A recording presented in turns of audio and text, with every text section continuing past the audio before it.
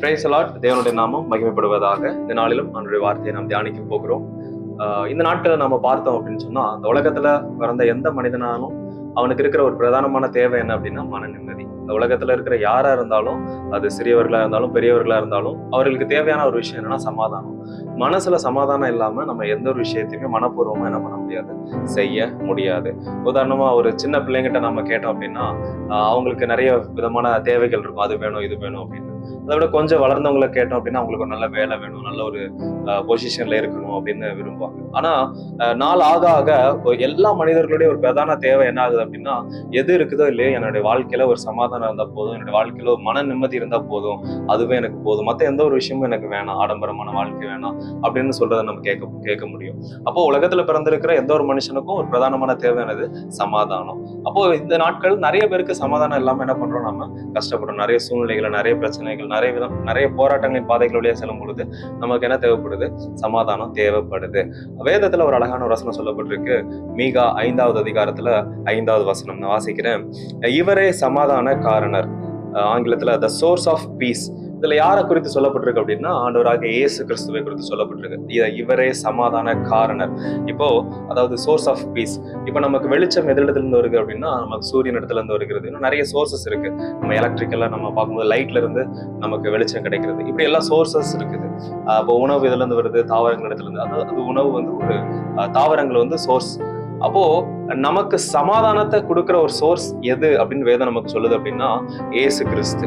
ஏசு கிறிஸ்து தான் நமக்கு சமாதானத்தை கொடுக்கிற ஒரு தேவன். இன்றைய நாட்கள்ல நாம சமாதானத்திற்காக பல சோர்ஸை நாம ரெடி பண்ணி வச்சிருக்கோம். நம்மளுடைய பர்சனல் லைஃப்ல நமக்கு சமாதானம் கொடுக்கிற சோர்சஸ் நிறைய விஷயங்கள் இருக்குது. சிலருக்கு பணமா இருக்கலாம், சிலருக்கு அவங்க பார்க்குற வேலைகளா இருக்கலாம், குடும்பம், இன்னும் பல சுற்றுலா தலங்களா இருக்கலாம், வெளியே போற சில பிளேசஸா இருக்கலாம், சிலருக்கு சில ஷாப்பா இருக்கலாம், டீ கடை, ஹோட்டல்ஸ், இந்த மாதிரி நிறைய சோர்சஸ் இருக்கு. ஆனா இந்த சோர்சஸ் எல்லாமே ஒரு நாள் கண்டிப்பா ஃபெயில் ஆகும். அது சமாதானத்தை கொடுக்கறதுல சில பிரச்சனைகள் வரதான் செய்யும். ஆனா ஆண்டவரை யார் ஒருவர் சமாதானம் கொடுக்கிற ஒரு சோர்ஸா வச்சிருக்கிறாங்களோ, அவங்க ஒரு நாளும் மன நிம்மதியை தேடி மற்ற இடங்களுக்கு அலையணும்னு அவசியம் இல்லை. அவங்களுக்கு ஒருவேளை பிரச்சனை வந்துச்சுன்னா ஆண்டவருடைய சமூகத்துலதான் ஓடி வருவாங்க, ஆண்டவரை தேடிதான் வருவாங்க, வேதத்தை எடுப்பாங்க, பைபிளை வாசிப்பாங்க, இப்படிப்பட்ட காரியங்களை செய்வாங்க. அப்போ ஆண்டவரை தவிர மற்ற எல்லா விஷயத்திலையும் சமாதானத்தை நம்ம பிளேஸ் பண்ணி வச்சிருந்தோம், சமாதானத்தை தேடி அதை நோக்கி ஓடணும் அப்படின்னா நிச்சயமா நமக்கு சமாதானம் கிடைப்பதில் குறைவு ஏற்படும். ஆண்டவரை தவிர மற்ற காரியங்களுக்கு நாம் முக்கியத்துவம் கொடுக்கும் பொழுது நிச்சயமாய் நாம் அதில் தோற்று போவோம். இன்னொரு வசனம் கூட சொல்லப்பட்டிருக்கு.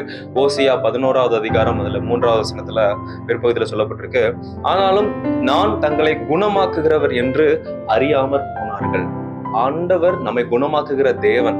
நம்முடைய வாழ்க்கையில எப்பேற்பட்ட பிரச்சனைகளா இருந்தாலும், தீர்க்க முடியாத எப்பேற்பட்ட சூழ்நிலைகளா இருந்தாலும் தேவனால் அதை தீர்க்க முடியும். தேவனிடத்துல அதுக்கு ஒரு சொல்யூஷன் உண்டு. அதை நாம இன்றைய நாட்கள்ல நாம ஆண்டோட பிள்ளைகளா இருக்கிற கிறிஸ்தவர்களா இருக்கிற நாமே நிறைய நேரங்கள்ல மறந்து போயிடுறோம். ஒருவேளை ஒரு பிரச்சனை வந்துச்சு அப்படின்னா நம்மளே என்ன பண்றோம்னா அதை தீர்ப்பதற்கு முடிவெடுக்கிறோம்.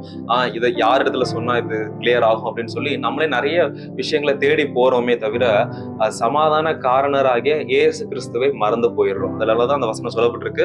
நான் தங்களை குணமாக்க, அதாவது தேவன் நம்மை குணமாக்குகிறவர் என்பதையே நாம மறந்துட்டோம்.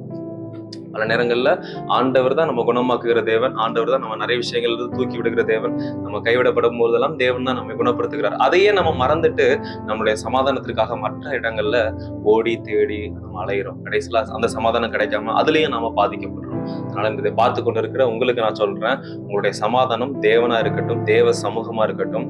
எப்போ தேவன் உங்களுடைய சமாதான காரணராக இருக்கிறாரோ, ஆண்டவராக இயேசு கிறிஸ்து உங்களுடைய சமாதான காரணராக இருக்கிறாரோ, அப்பொழுது மற்ற இடங்களுக்கு தேடி போகணும்னு அவசியம் இல்லை. நிச்சயமா நம்முடைய வாழ்க்கை சந்தோஷமாக இருக்கும்.